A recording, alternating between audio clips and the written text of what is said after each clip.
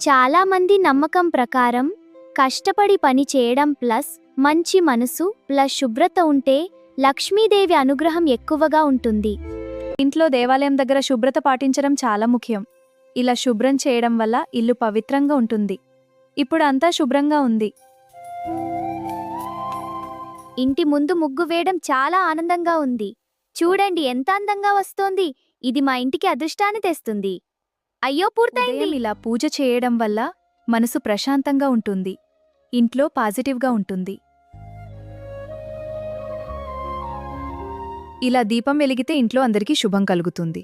అగ్గిపుల్ల పక్కన పెడతాను, దీపం ఆరిపోకుండా చూడాలి. చక్కగా వెలుగుతోంది. సాయంత్రం మొత్తం ఇలాగే ఉండాలి. పేదవారికి అన్నదానం చేయడం మహాపుణ్యం. అన్నదార సుఖీభవ.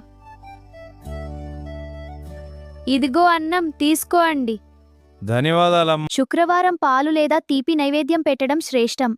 ఇది మన సంప్రదాయం మరియు భక్తికి గుర్తు. దీనిని భగవంతునికి సమర్పించండి.